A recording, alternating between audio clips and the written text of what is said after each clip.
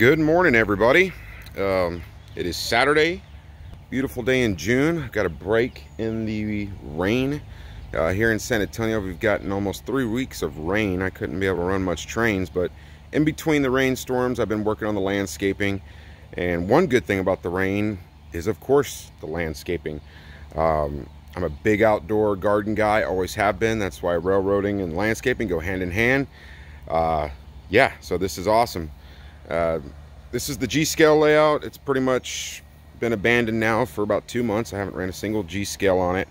The reason why is due to COVID, and my friends' kids are afraid to come over, run the Thomas the Train engine.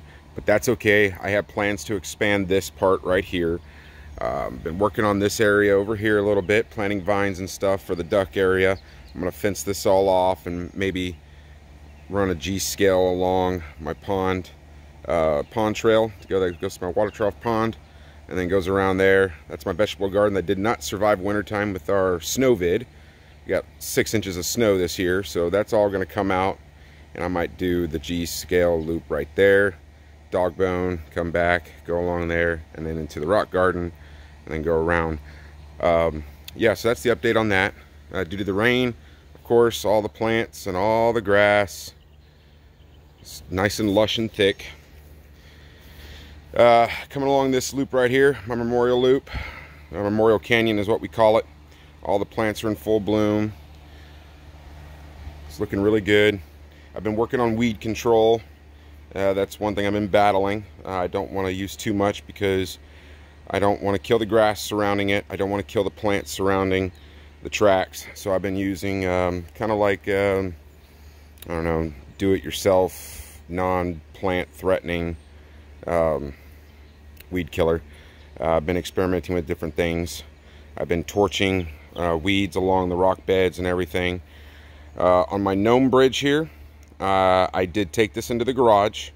Excuse me. I did seal it. I used linseed oil, 3 coats.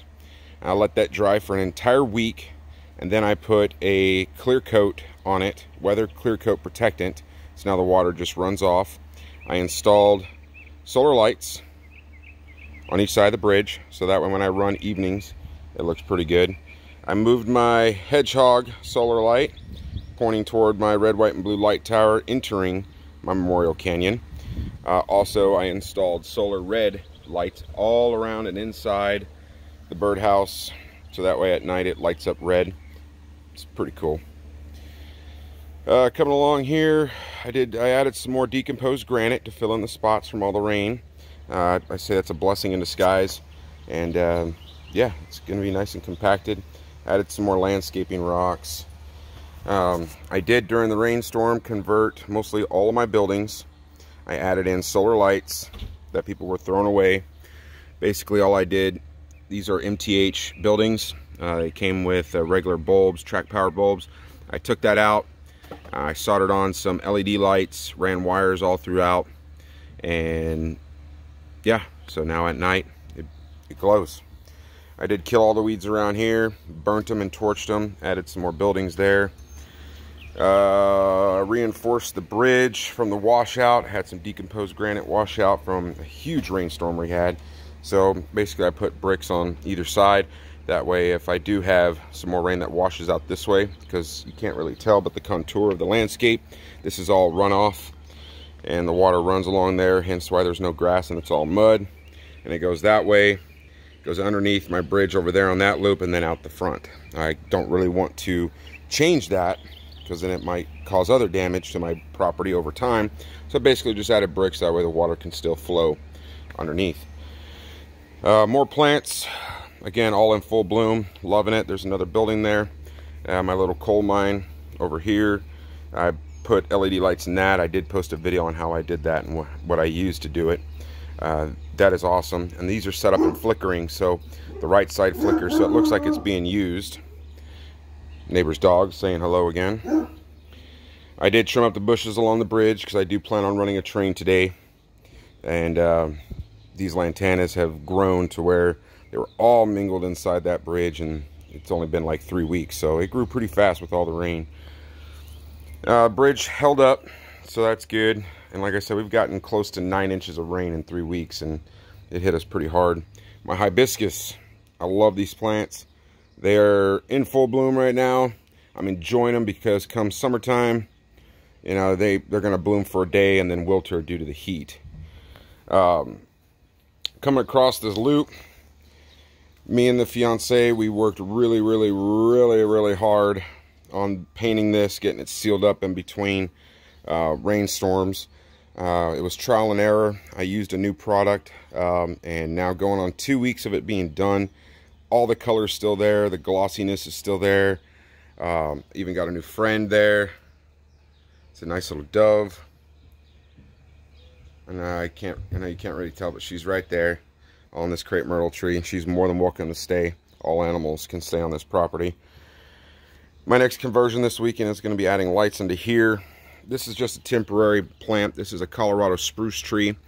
My mom gave it to me, and I figure once it gets a little bit taller, I can mold it and trim it up, and I can put it along the railroad, like inside along the track, and it should be perfect to scale.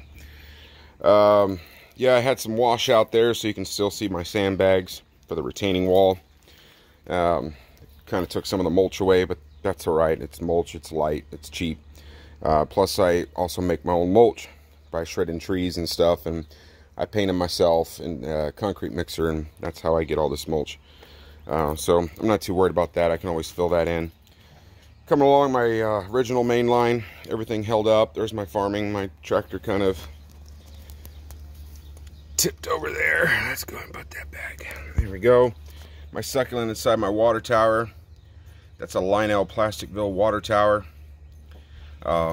It's coming along good. I can't wait for that to bloom. It has a beautiful bloom. I linseeded that old Lionel truss bridge right there. I am going to install a LED light on that, of course. Solar power. I love solar power. There's no wires, no plug-ins, no electricity power, no nothing. So that's going to look pretty good. I did finish installing solar lights all around. So now this area is all illuminated at night for night operations. I took all my skulls and I pretty much dipped them. I dipped them in a clear coat outdoor polyurethane. I'm testing it out. So far so good. It has a nice clear smooth finish, and it should last a lot longer out here in the elements. I did that to all my skulls, the hog skull, the horse skull, and everything.